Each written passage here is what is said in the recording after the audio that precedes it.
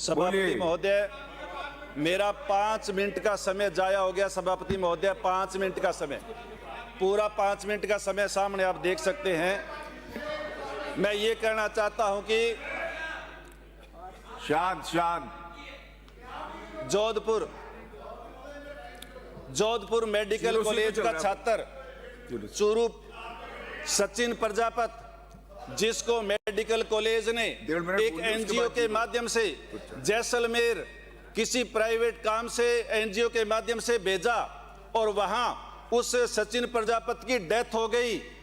लेकिन आज तक 21 दिसंबर की ये घटना है, आज तक किसी भी तरह की जांच नहीं हुई और मेडिकल कॉलेज भी उस सारी की सारी घटना से पल्ला झाड़ रहा है। मैं ये कहना चाहता हूं कि उस सारी की सारी उसकी जांच एसओजी से करवाने का काम करें। यदि आप युवाओं के बात आप लोगों ने अभिभाषण के माध्यम से कहलवाई है कि युवाओं पे आप लोग काम कर रहे हैं, लेकिन युवाओं को मरवाने का काम भी राजस्थान की बीजेपी की सरकार है वो कर रही है। इसी के साथ 5000 राजीव युवा मित्रों को आप लोगों ने हटा दिया। आप लोग नाम बदलने में माहिर हैं, आप नाम बदलें, लेकिन आप और किसी नाम से भी उनको रखने का काम आप कर सकते हैं।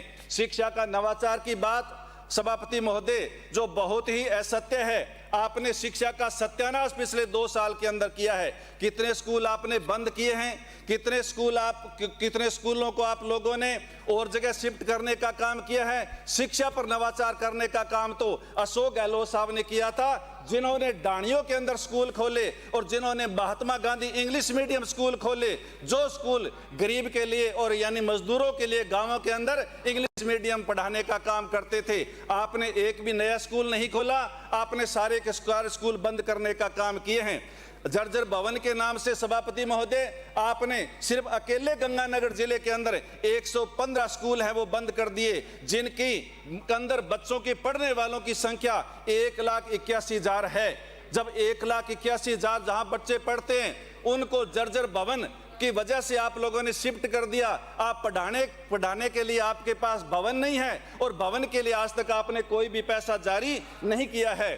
बिंदु संख्या 22 के अंदर आपने महाविद्यालयों के लोकार्पण का जिक्र तो आपने किया, आपने जमीन नहीं दी, आपने घोषणा नहीं की, आपने पैसा नहीं दिया, आपने सिर्फ लोकार्पण किया है। लेकिन मैं ये आपके माध्यम से कहना चाहता हूं कि लोकार्पण भी आपने जयपुर में बैठकर किया है। जहां कॉलेज बना हुआ है वहां यदि 150 लोगों को बुला करके आप चेयर पर बैठाकर भी लोकार्पण करवा देते तो भी अच्छा लगता। और मैं ये भी आपसे कहना चाहता हूं कि आप तो ये करो, ये जितने कॉलेज खुले हैं इन कॉलेजों के अंदर स्थायी स्टाफ लगाने का काम आप कर दो तो भी आपके लिए बहुत बड़ी शाबाशी का काम होगा।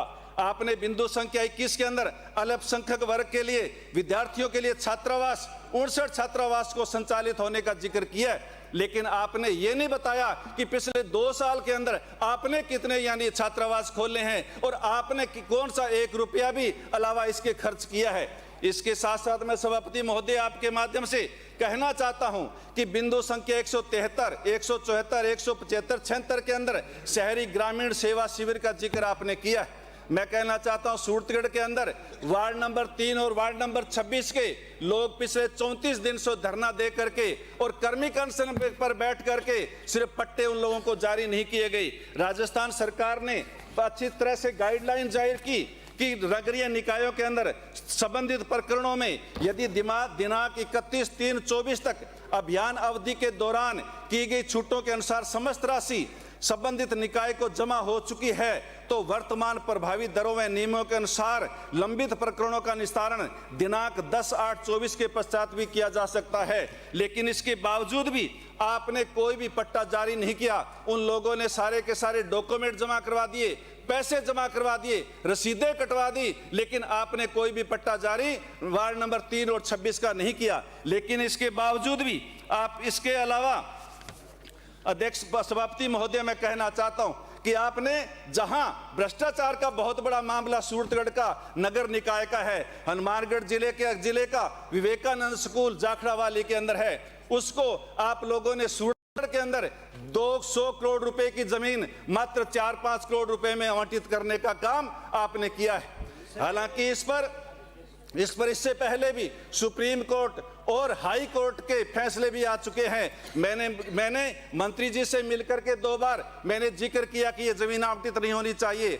मैंने डीएलबी डायरेक्टर से 2 बार मिलकर के जिक्र किया कि जमीन आवंटित नहीं होनी चाहिए। मैं जो सीएम साहब के प्रमुख सचिव है शिखर अग्रवाल जी से मिलकर के मैंने कहा कि ये बहुत बड़ा घोटाला हो रहा है। लेकिन मैं ये आज पूछना चाहता हूं कि मेरे सारे के सारे कागज कौन सी फाइल के अंदर लगे हुए हैं जो मैं आप लोगों को दे करके गया हूं, और ये फाइल देने के बावजूद भी आप लोगों ने 200 करोड़ की जमीन को मात्र 5 करोड़ रुपए में किस नाम से दे दी, और इस घोटाले के पीछे कितने अधिकारी हैं, कितने लोग हैं, और उनकी जांच कौन करवाएगा? इनकी जांच है वो होनी चाहिए। इसके साथ साथ मैं ये भी कहना चाहता हूं कि आपने किसानों का जिक्र तो किया है, लेकिन किसानों के हालात और 3000 रुपए बार बार आप सम्मान निधि का जिक्र आप करते हैं। जो सम्मान निधि आप लोगों ने कही है वो राजस्थान प्रदेश के अंदर 718 करोड़ रुपए आप लोगों ने पूरे प्रदेश को दिए हैं। लेकिन मैं आपके माध्यम से कहना चाहता हूं कि खरीफ फसल के 2024 का 80 करोड़ श्री गंगानगर जिले का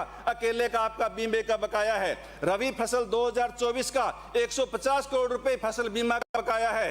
खरीफ 2025 का 100 करोड़ रुपया फसल बीमा का बकाया है। खरीफ 2023 का 1 करोड़ रुपया फसल का आपका फसल बीमा का बकाया है। रबी 2023 का 3 करोड़ रुपया फसल बीमा का आपका बकाया है। ये सारे के सारे रुपए लगभग 350 करोड़ बनते हैं। यदि एक गंगानगर जिले का आप लोग फसल बीमा का पैसा भी दे दे तो आपका पूरा प्रदेश में जो पैसा दिया हुआ है उससे आधा पैसा तो आप गंगानगर का नहीं दे पा रहे हैं। तो फिर इसी तरह से आप लोगों ने खरीफ 2024 के अंदर गवार का 3636 रुपए यानी प्रति बीघा के हिसाब से फसल बीमा बना, आपने 2000 रुपए दिए। मूंगफली के 15000 रुपए प्रति बीघा फसल बीमा बना, आप 6700 रुपए दिए। मूंग का 6100 रुपए फसल बीमा बना, आपने 2700 रुपए दिए। तो फिर आप लोगों ने बार बार फसल बीमा की भी बात आप लोगों ने की है, जिसके अंदर बहुत बड़ा घोटाला आप लोगों ने किया है।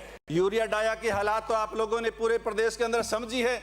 किस तरह से राजस्थान का किसान है वो आधार कार्ड लगा करके और लाइनों में लगा रहा है, और इसके बावजूद भी आपकी पुलिस ने डंडे मार मार करके महिलाओं और किसानों पर आप लोगों ने पुलिस से डंडे मरवाने का काम भी आप लोगों ने किया है।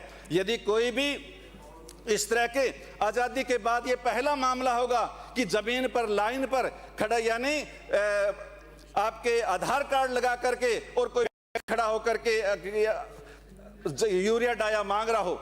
एमएसपी की बात मैं करूं, एमएसपी की खरीद आप कब करते हैं? सरसों की फसल, चने की फसल मार्च के अंदर आ जाती है। लोग मार्च में औने पौने दामों में फसल बेचने के मजबूर हो जाते हैं। आप कब खरीदते हैं? आप मई में जाकर के खरीदते हैं। इसी तरह से आप लोगों ने मूंगफली की फसल पिछली बार खरीदी नहीं, आप लोगों ने नरमा की फसल पिछली बार खरीदी नहीं। तो आप एमएसपी का समर्थन मूल्य की बात आप करते हैं, लेकिन आपने फसल खरीदने का काम आपने आज तक नहीं किया है। मैं ये कहना चाहता हूं कि ये सारे के सारे अभियान जो आप लोगों ने चलाए, इन अभियानों के अंदर भी आप लोगों ने कौन से काम किए हैं? अभियानों के अंदर खातेदारी अधिकार आप लोगों ने किसानों को नहीं दिए। टीसी के आवंटित के खातेदारी किसान हैं, 1955 पूर्व के खातेदारी किसान हैं, और जिन खातेदार किसानों ने अपनी सारी की सारी किस्तें हैं वो जमा करवा दी हैं, फिर भी ये किसान खातेदारी अधिकार के लिए आज भी दर की ठोकरें खा रहे हैं। मैं आपके माध्यम से ये भी कहना चाहता हूं कि चकबंदी भी का मामला भी सूरतगढ़ के अंदर बहुत बड़ा पेंडिंग पड़ा है। चाहे वो उदयपुर गोदारान हो, चाहे करडू हो, चाहे बिरदवाल हो, चाहे डीडवाना हो, चाहे बछरारा हो, चाहे राजियासर गांव चक गोदाराना हो, आदि चक्कों के अंदर चकबंदी से सारे के सारे गांव यानी वंचित हैं। आए दिन सीमा के विवाद होते हैं। कुछ फाइलें तो कलेक्टर के पास पड़ी है और वो सारी की सारी फाइलें पेंडिंग है, लेकिन अभियान के नाम पर होने के बावजूद भी आपने कोई भी काम नहीं किए। जून जुलाई सितंबर में लगे अभियानों में कोई भी काम नहीं हुआ। ये सारी की सारी बात आप पूरी तरह से समझ सकते हैं। मैं आपके सभा